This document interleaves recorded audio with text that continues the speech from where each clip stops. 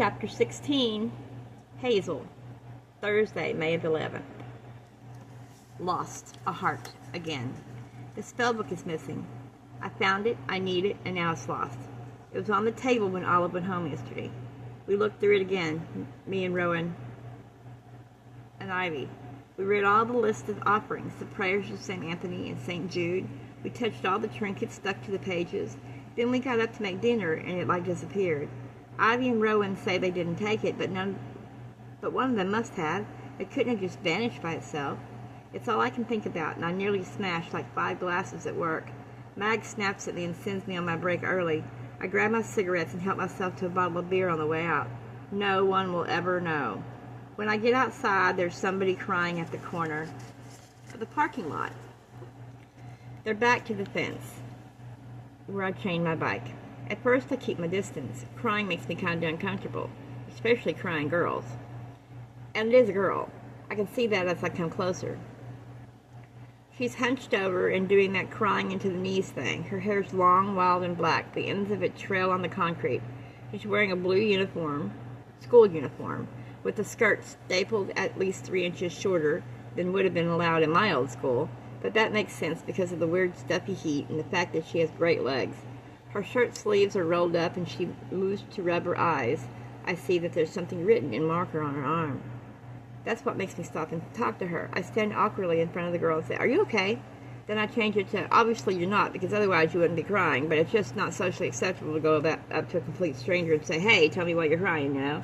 To my relief, the girl laughs at that, head still in her arms on her knees. Then she looks up and realizes, like a kick in the teeth, that she's really, really beautiful. "Fuck what's socially acceptable," she says, and that's it. I'm in love.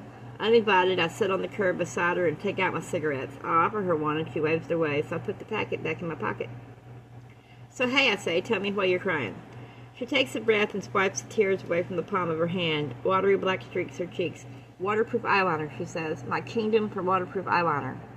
"You're crying because you don't have waterproof eyeliner?" I say just to hear her laugh again. Seems like a bit of a contradiction. Her laugh is addictive. Like I'll straight up die if I don't hear it again. "Well, if I don't cry every eyeliner off, how will I know which one's waterproof?" "Good point," I say. "So this is all just a makeup test?" "Basically, yes. I'm pretty passionate about my beauty products." "Well, I admire your dedication." She reaches into her skirt pocket for a plastic bottle.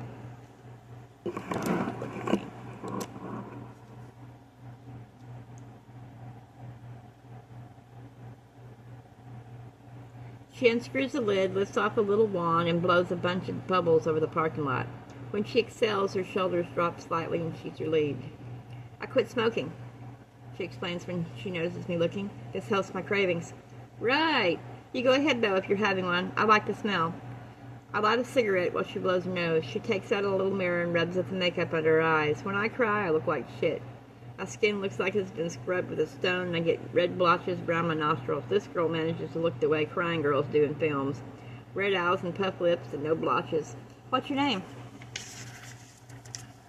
The question comes out more intimate than I meant it to. "Rose." She closes her mirror and glances at the tattoos on my arms. "You're Hazel." "I am," I say, and I try not to sound taken aback. Rose smiles mischievously and she says, "Your brother's called Rowan. You ran away from home. You're living in a boarded-up house in an abandoned development with a blue-haired girl. How do you—" It's like something out of a film. "Tattooed teenage runaway, squatting in a ghost town. Olive told me. She's my best friend." "Oh," I say, "okay. We won't tell," Rose says. "Olive told me, but we won't tell anyone else." "Thanks." I tap ash into the concrete. Rose blows bubbles into the air. "So why did you run away from home?" Rose asks. "I'm testing out the waterproofness of abandoned housing developments," I tell her. Rose nods. "Okay, I guess I deserve that." Then she looks at me, rotten eyes. It's something people don't do a whole lot, and it feels weird. And good. And weird. I clear my throat. Her eyes are a soft dark brown, lined with smudged makeup, like a photo shoot in a hotel bed. Her eyelashes go on for miles. "Okay," Rose says again. "I lost my virginity at the town bonfire party, so that's why I'm crying, mostly." I'm not sure what to say to that. Mostly? Well, I don't actually remember it, mostly. And I didn't realize that's what happened at first, but the guy who was there too remembers it. Her wrist makes a snapping motion, fast and violent. A bunch of bubbles appear and pop, pop, pop, pop, pop like a spray of bullets all around us. And he keeps sending me fucking messages. I reach out carefully and take the wand from her hand. It keeps shaking. Okay, whisper. Okay. I put the wand on the ground. Do you know the guy? He's in like half my classes. It sounds as if she's trying to speak through a whole apple stuck in her throat. What kind of messages? She doesn't answer, but she hands me her phone. I scroll quickly through her messages, but she doesn't watch me. She picks her wand up from beside her foot and blows a bunch of bubbles across the parking lot. The first two messages are from Sunday, the day after the party. Hi, Rose. Did you get my friend request? Had fun last night. Do you want to go out sometime? Who writes like that anymore? I mutter, and Rose gives a weak smile. You're beautiful. Do you want to get together again? I snort. Rose makes a face and waits for me to read on. It's a long string of messages sent over the last week. Most of them were sent on Sunday and on Monday morning, pretty much every half hour. This is Rose, right? Hope you had fun. Ha ha. Let's do it again. Hi, Rose. How are you? How's it going? Sent you a friend request. Don't know if you got it. You want to go out next weekend? Rose never answers, but the guy doesn't get the hint. Then on Monday afternoon, the messages suddenly switch gears. You're an ugly bitch. Ugly lesbo dyke. Bet you loved your pity fuck. I'd never go out with a whore like you. How much for you to blow my mates? I'll give you 10 quid. You love to do it for free, dirty slut.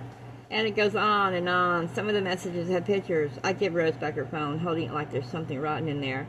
Why don't you just block him? I did. He sends texts from his friends' phones now. Jesus. I told him I wasn't interested, Rose says. That I didn't remember it, and I didn't mean to.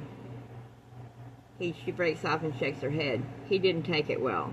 Let me guess, this was sometime on Monday. I point at the first of the awful messages. Rose manages another weak smile. Bingo. She nudges the bottle of bubbles with her foot, and it tips over and spills on the ground. The stain spreads over the concrete. I reach out and drag my shoe through the soapy water. I draw a flower. Rose stretches out her long legs and writes, "Fuck this." What are you going to do? I ask her. Drink too much, she says. Not go back to school until September. When it's all blown over. Keep telling my parents it's PMS. Sounds familiar, I say in an undertone. Rose gives me a kind of knowing look. My dad was never really around when I was little, I say quickly, but when he was, my mom was different. He was always kind of like that. I guessed you're at her phone. Hot and cold, but always blaming her for it.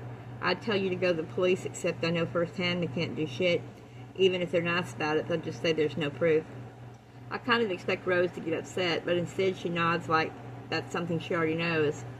Is that why you ran away? No. She did. My mom ran away, I mean. Rose raises her eyebrows in question. She left us with our grandparents and went off to be with our dad. Crazy, right? But she still wanted to be with him despite the way he treated her. My grandparents raised us until my granny died a few months ago. Granddad's in a hospice now because he's not doing so good. So my parents came to get us. It didn't work out. Me and Rowan are kind of better off alone. Rose nods again. I'm sorry, she says, about your grandparents. Thanks, I say. I'm sorry about all this. We stare out across the parking lot together. After about a minute, Rose takes my hand. You're the only person I've told, she says. I kind of laugh and say same. I don't tell her there's a lot more I'm not telling. I'm probably a shitty first person to tell, I admit. I'm a complete stranger and I have literally no advice for you. You know my best friend. You're not a complete stranger, although you are pretty strange. I properly laugh this time and I say you have no idea. Then she says, I like strange. And I wonder if she might be flirting with me. I look down at her hand in mine. She's upset. Fuck upset. She's in pieces. She's probably just looking for somebody to listen, for advice, for a solution. I can still just about see a few letters of a word written in marker on her wrist, like Olive had on her arms yesterday. Is everybody right on their arms in this town? I look up at her suddenly. I don't have a solution for you, I say, but I do have a spell. A spell? Yeah. There was a book, a spell book. I found it yesterday on my way home in the same field that the party was in last weekend. Someone must have lost it there. A spellbook for the lost and found, it's called. It's got a spell to call up lost things. I guess if your virginity is a thing you can lose, maybe it's a thing you can find again. I don't tell her I don't have the spellbook anymore. It doesn't matter. I read that spell so many times I know it by heart. Then, quick as a flash, I remember something. Something Olive muttered when she read it. There was an ingredient for each of us, and rose thorns. There's an ingredient for Rose. Another flash of memory. The spell calls for potent. It was something about the waters of Lethe, which Ivy said was a river in Greek mythology, but it said you could use potent instead. It all lines up. We're going to have guests, Ivy said. she saw in the crossword. When Olive showed up yesterday, we all figured that's what it meant. But what if it meant two guests? She's important, Ivy said. Maybe Rose is important, too. Olive and Rose, the spellbook, the potent. I know already that Rose and Olive will drink it with us. I know already they will help us cast the spell. Mags appears at the back door of the pub. She shades her eyes and scans the parking lot. I'm late back from my break. Olive told me about the spell, Rose says, her eyebrows drawn together. But I didn't think it was actually real. I shrugged. I live with a girl who believes in magic, and I work for a woman who's probably a witch. Real is a kind of fuzzy concept. I can imagine, says Rose. Her smile is 7 kinds of sunsets and sunlight. I stand up and dust off the back of my trousers. Come by the development this weekend, I say, stamping my cigarette out on the ground. My belly's a cage full of butterflies. Real or not, it can't do any harm to try.